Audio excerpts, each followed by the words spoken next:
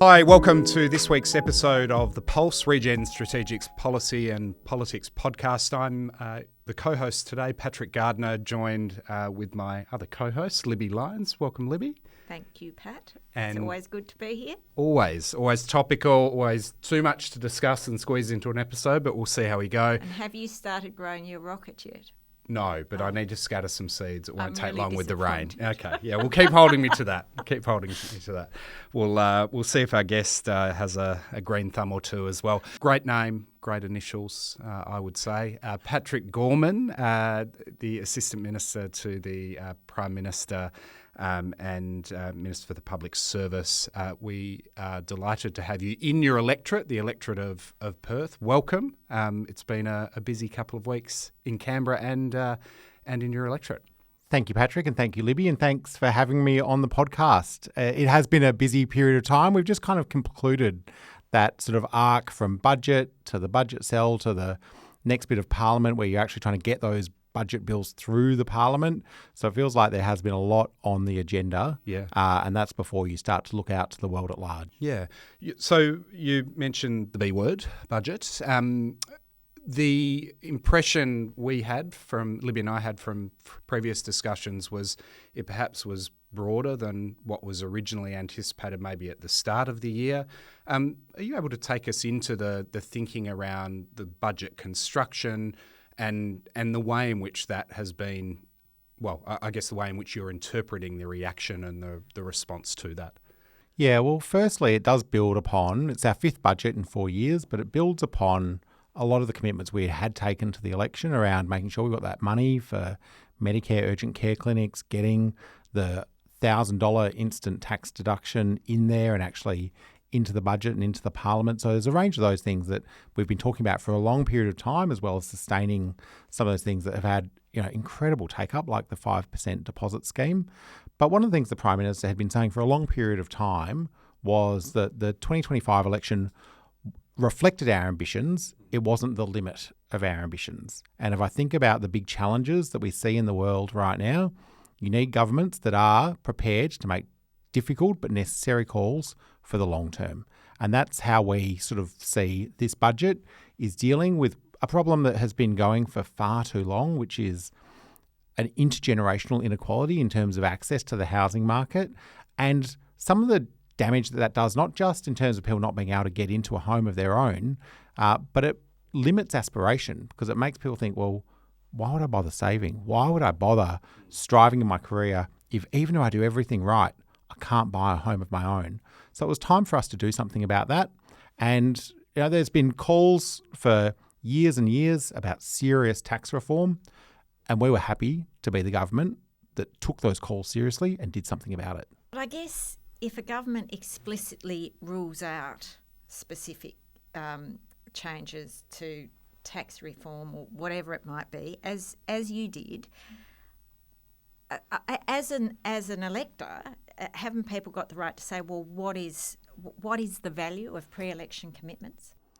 Well, I understand why people will ask those questions, but the way I've approached it is I've written to everyone in my electorate explaining what I said in 2025 and explaining why I'm comfortable having the conversation about why we need to change and opening up that conversation as broadly as we can. I did a housing forum yesterday with about 150 people, hosted with Claire O'Neill and the State Housing Minister, John Carey, talking about why we see these changes as being necessary.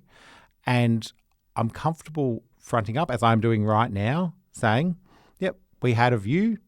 We've now come to a different view. Here's why. But also, here's the benefits of that change. Here are the benefits when it comes to getting some 75,000 more Australians into a home of their own, the benefits in getting some of the distortions out of our tax system, because if you've got a tax system that has distortions and loopholes that are only available to some taxpayers, it actually undermines the integrity of the entire tax system. But the stats are showing us that the bulk of investors that use negative gearing, for instance, are teachers, nurses and tradies. Yeah. So isn't that specifically, aren't you then specifically targeting and and causing financial grief to your traditional voter base? Well, if I think about teachers, so my mum and dad were both primary school teachers. I grew up in Fremantle. Our first home was one of the cheapest homes you could get in Fremantle.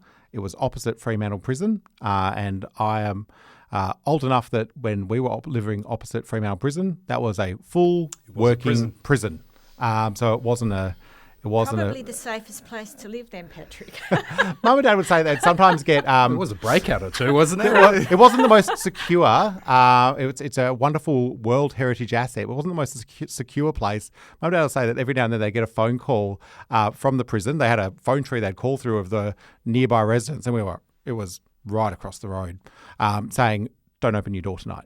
And then they'd call again when everything was under control.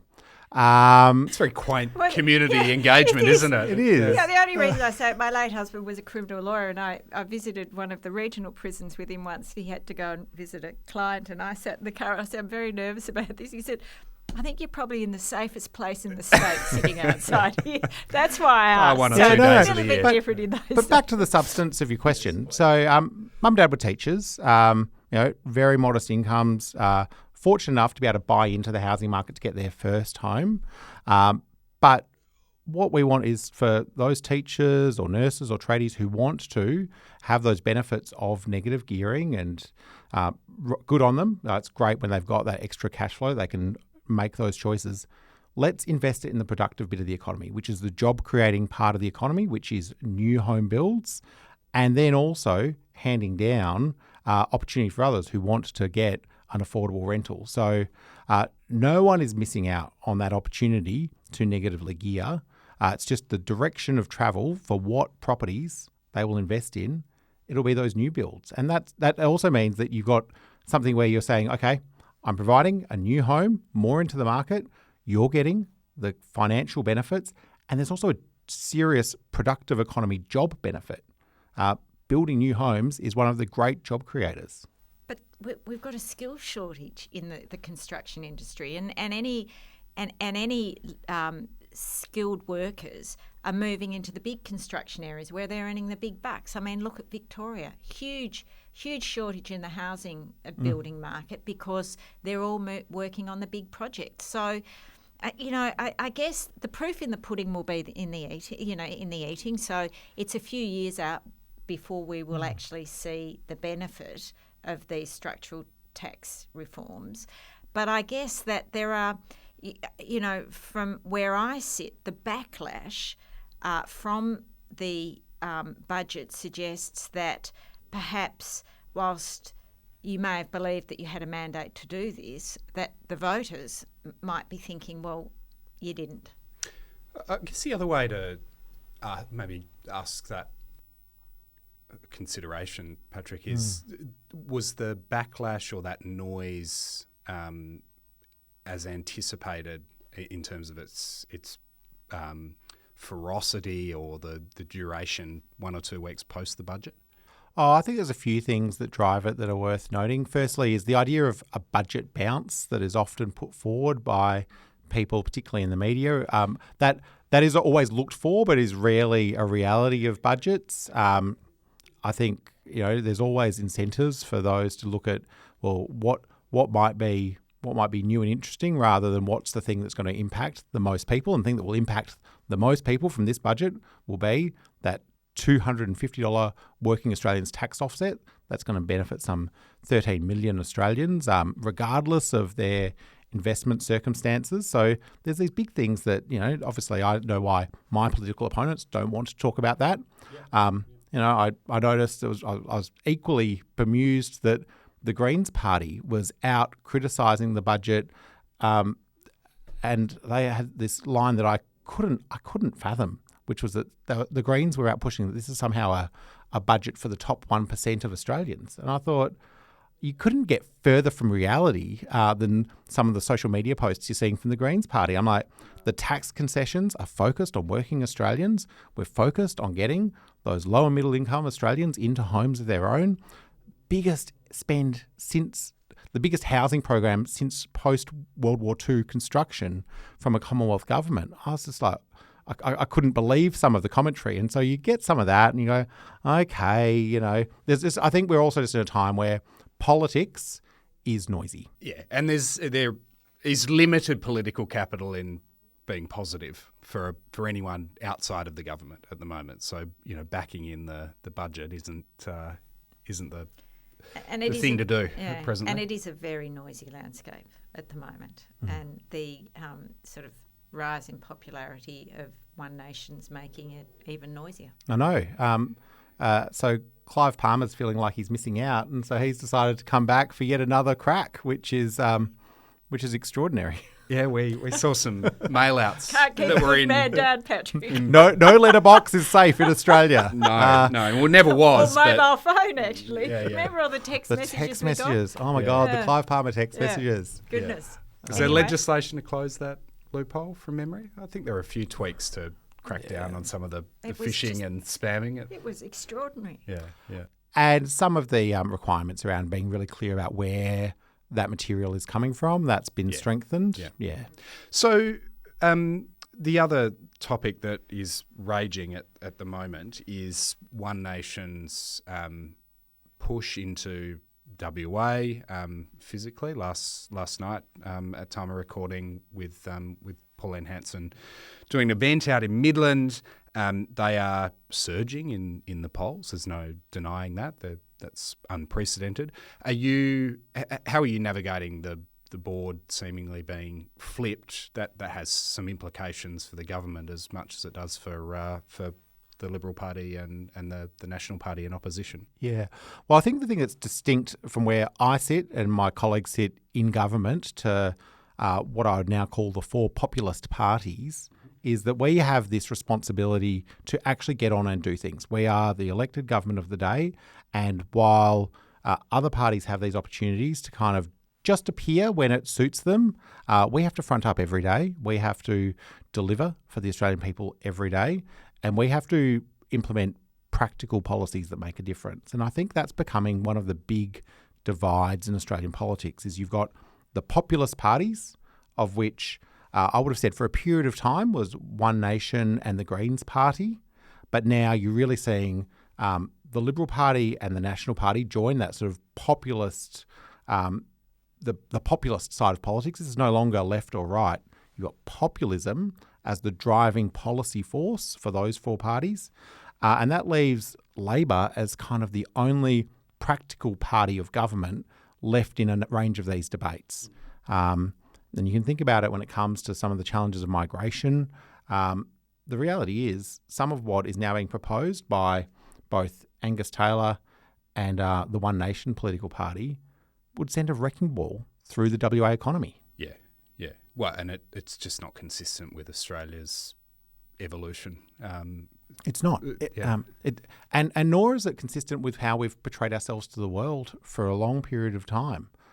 I was shocked to see in another podcast, which I won't mention by name, Senator Hanson repeating some of those swamped by Asians comments that I remember, more than 20 years ago. Those comments reverberated around the world, and people would reference them, and that has stuck as this kind of reflection on the nature of Australian politics. Can you understand where a lot of people are coming from, though? They, there are many families out there that are struggling to pay their energy bills. Yep. They're struggling to put 3 good meals on the table a day. They see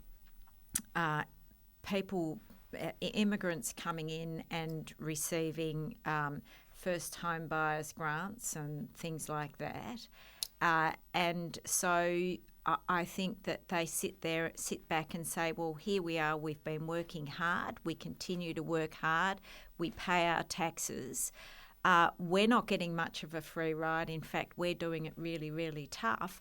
And there are others who are new to this country who are. Now, I agree with you. This country has been built on immigration, on Greeks, Italians, Vietnamese, Chinese, you name it. We are blessed. But I think that people are doing it so hard right now because the economy is so tough that their natural instinct is to blame someone, and it's a big easy target for them. So, and because and I think also Pauline Hanson has never strayed from her message for 20 odd years. She's been at that same message, and I think that's probably another thing that some voters are saying, well, at least we know where she stands.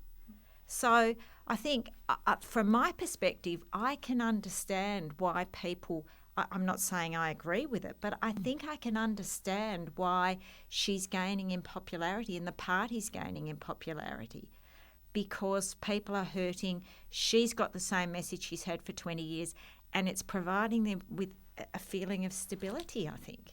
Yeah, they can attach a grievance to it. Exactly. I guess. Yeah. Well, and I think I'd start with the base economics for people in Australia where you're feeling this conflicts-driven inflation really eat away at people's pay packets and really eat away at household budgets. What we were talking about before with housing, where it feels like some of these things that were just like really standard bits of the Australian dream or the Australian bargain are sort of getting out of reach. Of course, I understand why people feel those frustrations. I think the difference for me is that I accept my responsibility to have difficult conversations about what is realistic and what is practical. You can just run with the grievance, but that only gets you so far because it doesn't get you a solution or an outcome at the end of the day. And I think that's the discussion that we're having as a country right now. And I'm happy to be part of that discussion because, yes, many of those frustrations that people feel are legitimate. And it's okay for people to be frustrated that they see that their kids aren't going to be able to get into the housing market. I want to do something about that. Or that their pay packet's not stretching far enough. I want to do something about that too. And that's where I think it's important as well. And, every party should experience this, is that there's proper policy scrutiny. The reality is that when it comes to what the One Nation political party offers, they've opposed increases to award and minimum wages. They've opposed our tax cuts for working Australians. They've opposed greater investment in Medicare. Now, those are things that will only make some of those grievances that people have worse, that won't solve any of the challenges. And I think ultimately the Australian people are deeply practical. And that's what I'd encourage everyone in the political debate, whether it be the Greens or One Nation or the Liberals or the Nationals, have clear, practical policies. And I think that has to be the expectation we hold of all political parties. I'm happy for myself and the Labor Party federally to be held to account at that standard, but it's also the standard I'll apply to others. Do you anticipate that fragmentation of the primary vote to continue through the course of this term? Do you see the present status of One Nation in the, if you to take the polls on a whole, early 30s as their primary? Are you seeing that as a high watermark or something that stays the same for the remainder of the term? The approach I've taken this term is similar to the approach I took last term. I remember there were polls that, told me all of these things that were going to happen. And ultimately, if polls were always the same, they would be very boring. No newspaper would run them. And you'd sort of question, whether the pollster was actually doing the work. Of course, it is one of the sort of entertaining bits that sort of drives the political discussion. But right now, I guess for me, I can't control what a pollster is going to report in the Sydney Morning Herald or the Australian. And I don't think, given the serious challenges that Australia faces right now, we've got massive global conflicts that are a long way physically from us, but having real impacts on our economy. You've got the challenges of inflation, all of these things. I think it's appropriate that you've got governments that just sort of focus on their day job. Yeah. And I think too, Pat, we're 18 months or more out. a lot can happen Oh, in definitely. that time. Yeah, look at the last 3 months. Exactly. And I think the other issue is that people have these intentions, but once they hit a polling booth and they go in to vote, I honestly believe old habits often die hard. So it'll be interesting to see.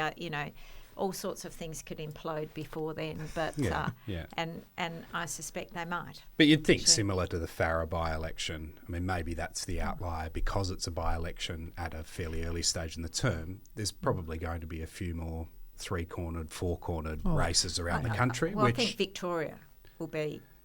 State elections before then that'll either particularly Victoria, cement certain views or maybe act as a bit of a pressure valve. Yeah, and I think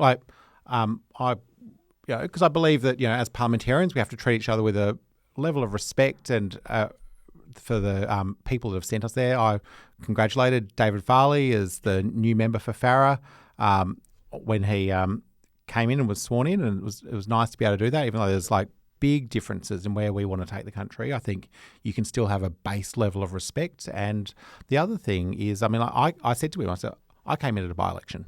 I came in at a by-election here in Perth in 2018. It is a different experience. It's a different way to enter the parliament.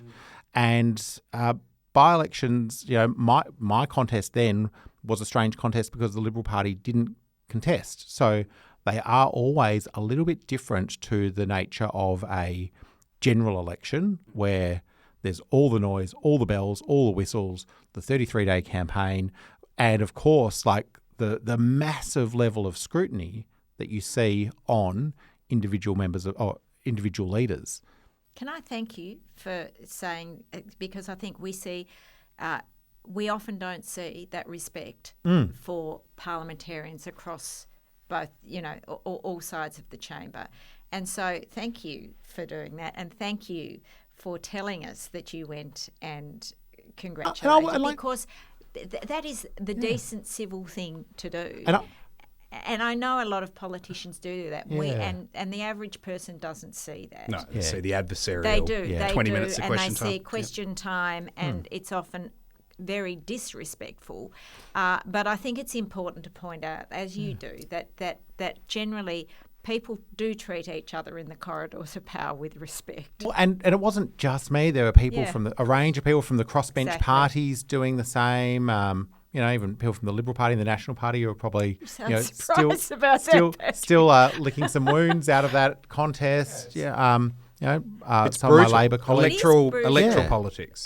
But also a scary thing for him to come in, as you would know, from a by-election, because you get a whole cohort when you have a general election. But when you're coming in by yourself and you sit in that chamber for the first time, I can only imagine how terrifying that is. You really stand out as the new kid in class. You really do. Yeah. So thank you for bringing back that respect and telling us about it, because I think it's important. I think people forget that actually does happen. Yeah. Just drawing back to one of your roles as I guess someone who's ultimately accountable for the public service federally, how have you observed the public service as a whole changing in response to this noisy landscape externally, lots of very polarised views on policy positions, parliamentarians, politics, public servants? How does the integrity and confidence in the public sector hold through those periods of time? Well, one of the things that myself and my senior minister in that portfolio, Katie Gallagher, did in the last term was introduce an additional value for the public service, and that was the value of stewardship. Mm-hmm. And this was really about trying to make sure that the service itself understood that it is an enduring institution that exists beyond one government or one side of politics or one particular minister. It has an enduring role. And you see that most clearly demonstrated when the public service does, at election time, prepare, the Blue Book and the Red Book, prepared to implement the policies and agenda of whomever should be elected as the government of Australia at a general election. And so some of those things about the public service really being there to serve the Australian public and to serve the decisions that the Australian public make through their democracy, that is really embedded. And that idea of stewardship and thinking a bit more long term, because ultimately you'll expect that, I'd like to think I think long term, but I also accept that the only thing I can guarantee is that I have the privilege of being a member of parliament for the term that you're elected for. And you've always got to respect the voters and not assume ever that you're guaranteed anything other than what you earn at an election. But the public service has that ongoing role. They have to help governments of all persuasions implement their agenda. Going a little bit deeper into the public service and an initiative that you've been responsible for, and that is introducing, trying to get more First Nations leaders into SES bands, which are the senior, for those who don't know, the senior levels of the public service. I know that you've more than met your numerical target of 100. I think it's at 111 now in SES Band 1. You are well informed. Well, it's sort of an area that I'm very interested in, as you know, statistics and gender and diversity and whatever.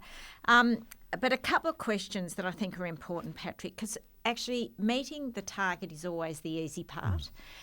We know, and I know from when I ran the agency and worked with organisations, that the hard part is maintaining those targets and monitoring them to ensure that we don't end up with an over-representation or we go back and end up where we were before, because that monitoring is really important.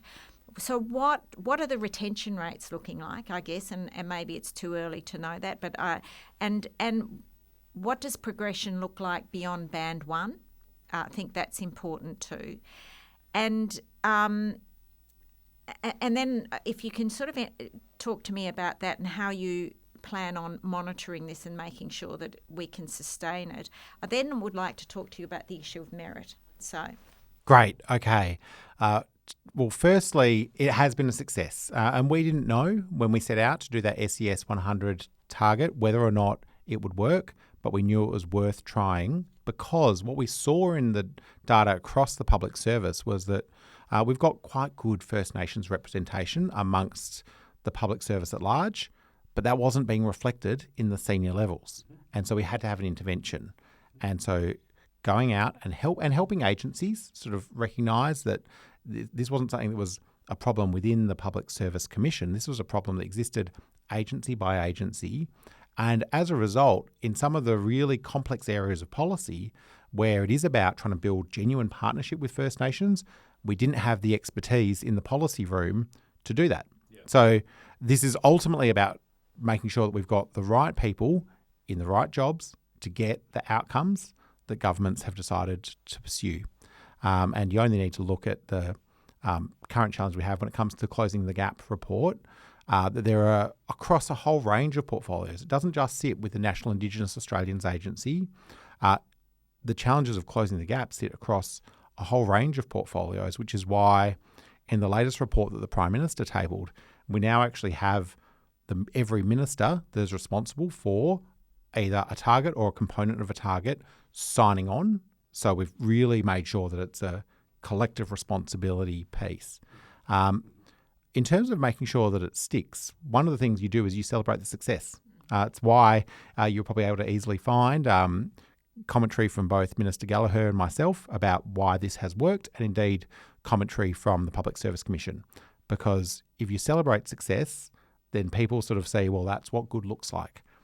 I hope we have started the path to embedding that.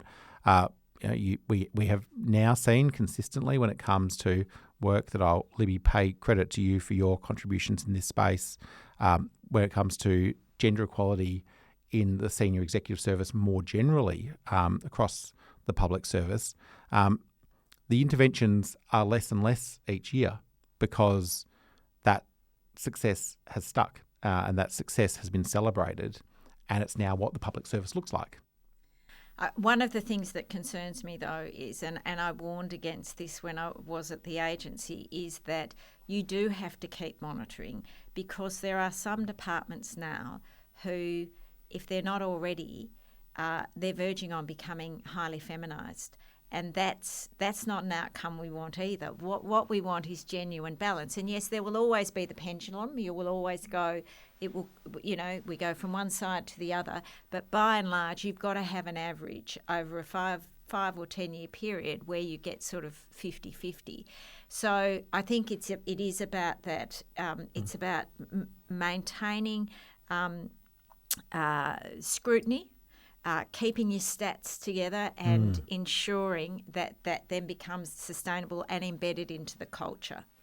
And there's a big legislative backing for what you've just said, and this is not something that is, something that the government I'm a part of put in place, but it's what John Howard put in place when he did his public service reforms in 1999, which is that the Public Service Act actually says in it that the public service should reflect the Australian public which it serves. Exactly. And that is, in my mind, the great stabiliser, because it gives us, in some areas like First Nations and also in cultural and linguistic diversity, it says we've actually got to set the bar higher than where we're currently performing. But it also reminds us that that's an ongoing piece of work. The big piece of data we collect every year is the employment census data. We then release that out through what we call the State of the Service report. I table that in Parliament each year, and that does give all of that data. And then we give detailed breakdowns to departmental secretaries so they can see exactly what's happening in their agency and how they compare. Which is great. That competition's fabulous. Yeah. People seeing how they compare to their peers, particularly when it's data-driven, does make a difference. Yeah, because it creates a big conversation. No, it's a good disinfectant. It is. Yeah. It really is. But I just think it's that monitoring that's really important. Just on the question of merit, I guess I'd just like your response or know how you respond to the argument that when you design a recruitment process that specifically is targeted to produce a specific or predetermined demographic outcome, the concept of merit by definition is compromised. So, and I think you probably did a very rigorous recruitment process, and I'm sure it was. But for those who might say, well, can you guarantee that this was merit based? What's your response to that? Well, my response to that is kind of similar to my response when it comes to similar questions that come up when it comes to members of Parliament, which is ultimately there is so much talent in the public service. There is so much. I think there will always be, just as there are many more people in the Labor caucus who could make outstanding ministers than we have positions that we can fill.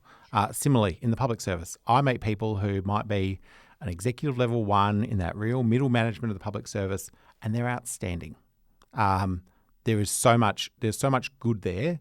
What we just want to make sure is that all the different parts of the capability are getting an equal chance to put themselves forward into those other roles. And we do have some challenges where if people haven't seen people like them in those leadership roles, they just might not put themselves forward. And so I think the thing that's been really successful in that SES 100 piece is actually just getting people to apply, but not ruling themselves out, and then letting the process go forward. And I think that's been the big success story there. And so you do see it as those SES ones moving up and into the higher SES bands? Oh, well, of course, because I want retention. Pathways there. We know that one of the things is, we want to be an employer of choice in the public service. We're in a competition for talent. Smart Australians can apply their talent in a whole range of exciting ways in the private sector and the public sector. I'm in that competition for talent, and part of that means you've got to show people career pathways. Yeah, exactly. Well done on that, because I think it's a fabulous initiative, and I will watch it with interest, and I'll watch the statistics because it's important. And keep me accountable too. I will, don't worry. Yeah, I'm sure you will. You can always rely on me for that. We'll have you back in. Progress update. We really appreciate your time. We have probably restrained ourselves from going outside of Australia's borders, but there is a lot of volatility globally. There's no insignificant period of time in government, but this term does feel particularly consequential. So all the best on the return to Canberra. We'll be watching with interest, as Libby said, and thanks once again for your reflections. Thank you, Patrick, and thank you, Libby. Great. Thanks, Libby. See you next time. Yep.